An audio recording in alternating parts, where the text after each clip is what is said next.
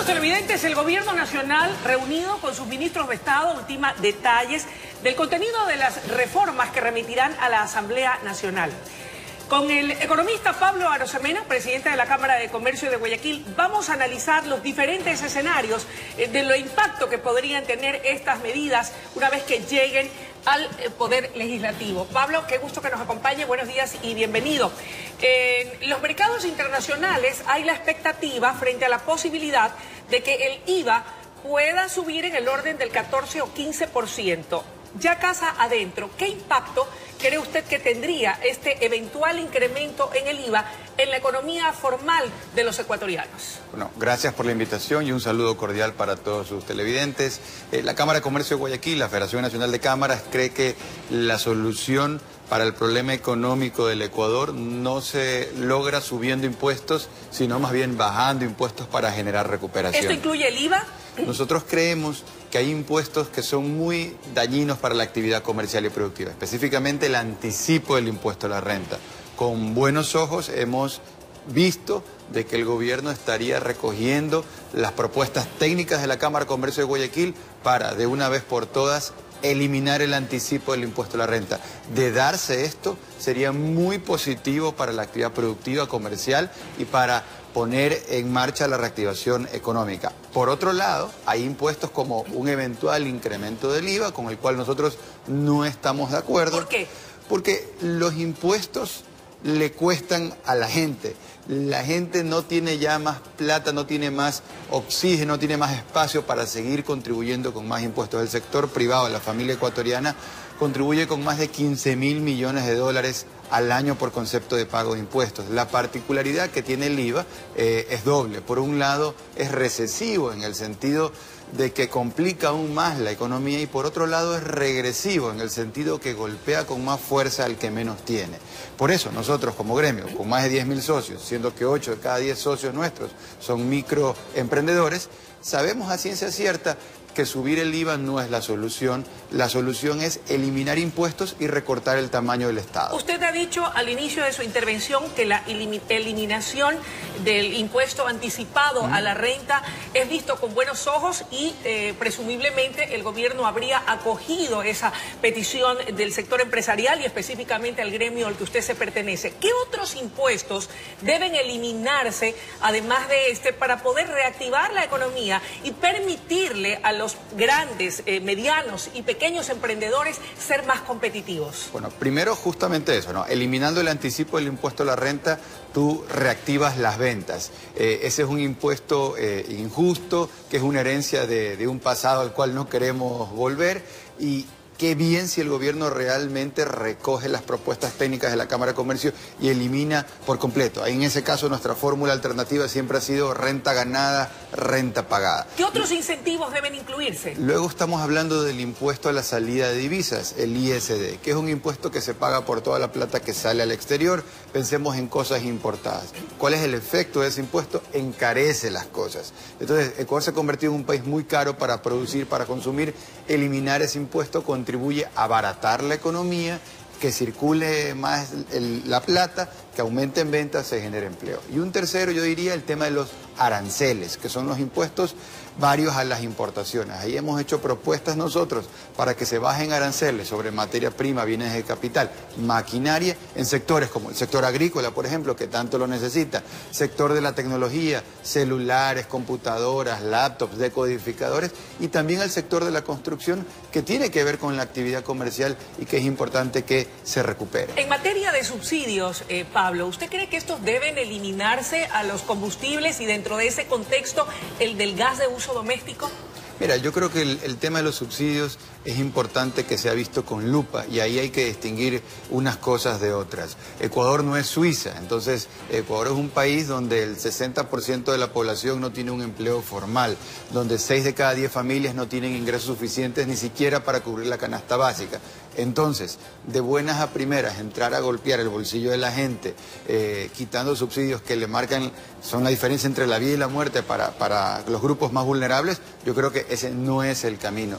Lo cual no quiere decir que sí debe estar en una hoja de ruta de priorizar, porque unas cosas son subsidios para la población más vulnerable y otra cosa son subsidios para los ricos. Y es justamente esos últimos subsidios los que deberían estar siendo ya depurados. No hay nada oficial aún, de hecho no se conoce a ciencia cierta el contenido de esta reforma. Sin embargo, el fin de semana habría trascendido, incluso a través de redes, la posibilidad del incremento de impuestos a vehículos cuyo valor supere los $20.000. Y yo me pregunto, si alguien quiere apostar a comprarse un vehículo medianamente aceptable que supere ese valor, ¿tendría que pagar un impuesto por encima del vehículo si este cuesta $20.000? ¿Cree que aquello es acertado? Mire, nosotros pensamos que tener un vehículo en el siglo XX era un lujo, en el siglo XXI es una necesidad, es una herramienta de trabajo. Así es. Aumenta la productividad de todos, de los jóvenes, de amas de casa, adultos mayores, de todos los grupos de la población. Entonces, en ese sentido, lo que hay que hacer es eliminar impuestos. Específicamente para el tema de los vehículos, tú tienes impuestos como aranceles y tienes impuestos como ICE, impuesto al consumo especial. Cualquiera de ellos deben ser eliminados, deben ser reducidos, porque en el Ecuador se da la paradoja de que es uno de los pocos países en el mundo donde el 2x1 es al revés con los vehículos. Pagas por 2 carros, pero solamente te llevas uno por lo caro que son. Entonces, ¿qué hay que hacer? Bajar impuestos para que los carros sean más económicos, toda vez que un vehículo es una herramienta que da productividad a quien conduce. Con todo este escenario, ¿qué se espera de la Asamblea Nacional, en donde ya no hay una mayoría determinante, sino que más bien se conforman bloques de mayorías coyunturales? ¿Ustedes han tenido algún tipo de acercamiento ya con los diferentes bloques políticos de la Asamblea? Nosotros como gremio siempre pues dejamos nuestra posición marcada por escrito en los informes de posición estratégica y los transmitimos a toda la sociedad. ¿Qué esperan de la Asamblea Nacional? Yo diría dos cosas.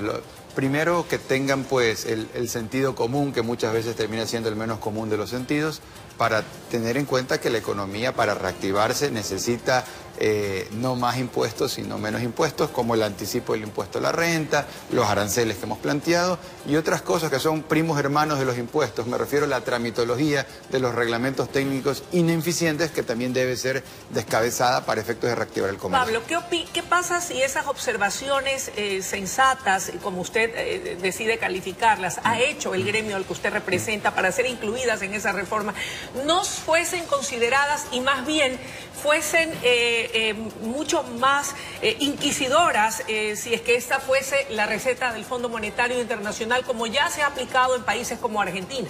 Ahora yo decía dos cosas. O sea, por un lado, tener conciencia de lo que necesita, pero por otro lado, yo pienso que lo que también hace falta es tener una mirada de largo plazo y saber que el Ecuador ni nace ni se acaba en el 2021, en el 2019, ni en el 21, ni en el 25, que Ecuador hay que tener una mirada de largo plazo, lo cual implica que hay que arreglar la economía. ¿Debemos seguir las recomendaciones del Fondo Monetario Internacional a rajatabla? Yo creo que es un punto de referencia. Al final lo que el fondo le interesa, que es el que nos presta la plata, le interesa que se la paguemos de vuelta, lo cual hace sentido, y lo que les interesa es que para eso las cuentas estén equilibradas. Ahora, si se equilibran por subir ingresos, impuestos o por bajar gastos, digamos que para ellos eso es secundario.